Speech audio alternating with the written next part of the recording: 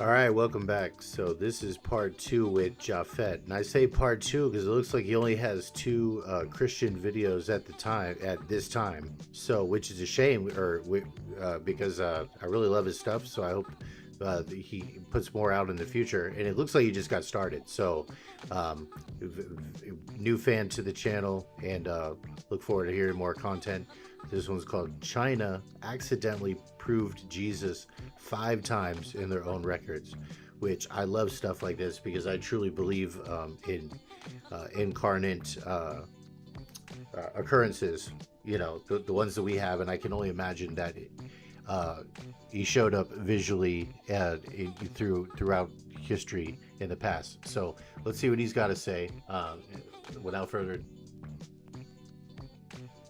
Described in Christian scripture 5 separate times. I'm not here to preach, I'm here to show you what the records actually say. Number 5, starting with the most controversial one. The Chinese character for boat is made up of 3 smaller characters: vessel, 8, and mouth. Some researchers argue that in ancient Chinese, the word for mouth was sometimes used to represent people, not just the word mouth. If that's true, the character for boat contains a vessel, 8 people, meaning 8 people on a vessel. The Bible records exactly 8 survivors of Noah's flood. The original researcher, Dr. C.H. Kang, believed that this was deliberate. His co-author later walked back parts of that claim, and mainstream linguists mostly reject it. Now, I'm not telling you this proves anything, but here's what does make it interesting. Chinese writing is among the oldest in the world. If those characters were encoding a memory of a flood with 8 survivors, they were doing it long before any Chinese scholar had access to a Bible. Now make of that what you will. Number 4, this one has almost no controversy. 3,500 years ago, in the Shang dynasty, Chinese emperors were worshipping a god called Shang Di, the supreme emperor of heaven. No idols, no statues. One supreme deity above all others. Every year, the emperor would sacrifice an unblemished bull on a sacred altar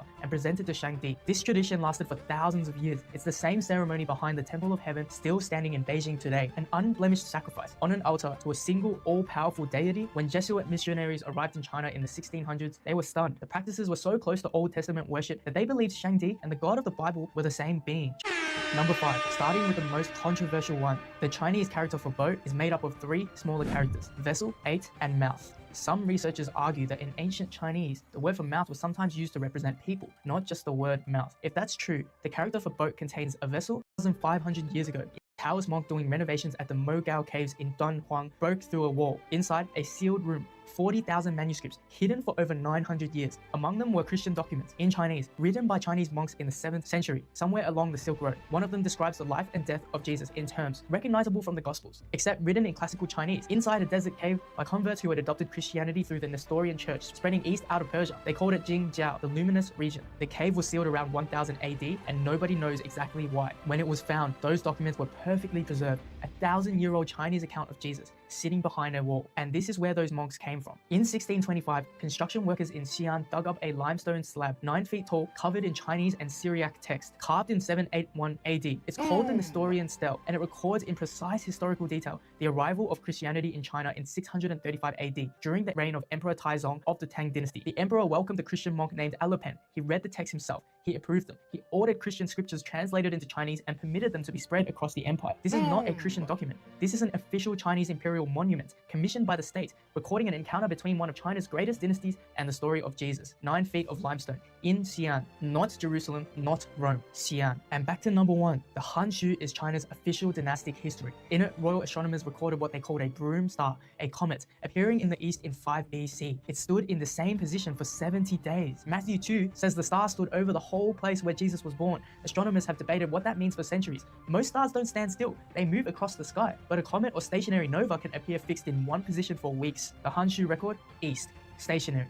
5 BC. The estimated birth window for Jesus, 6 to 4 BC. Mark Matney and NASA ran the comparison, published December 2025. The timing, the position, and the behavior all align with the Star of Bethlehem. China's government historians with no connection to Judea, no knowledge of the Gospels, no religious motivation, documented an astronomical event that lines up with the Star of Bethlehem almost exactly. That's not a convert. That's not a believer trying to make something fit. That's a bureaucrat with a job to do. I went into my own culture's history thinking I knew what I'd find. I didn't find this. Whether it changes anything for you, that's your call. But 5 separate pieces of evidence across thousands of years of Chinese history kept pointing at the same story. That's not nothing. If you want more history that nobody taught you, make sure to like and subscribe, because this Hey, that was pretty good, man. That was awesome. So 5 new things.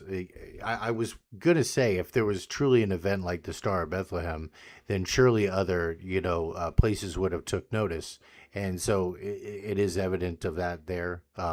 That's interesting. I'm going to learn more about that carving that he's talking about. I'm going to try and track down those Jesus sutras as well, because I'm sure somebody at some point put it to audiobook, and with any luck, they put it on YouTube. So, excellent video. Make sure you give this guy a follow, and we'll catch you all on the next one.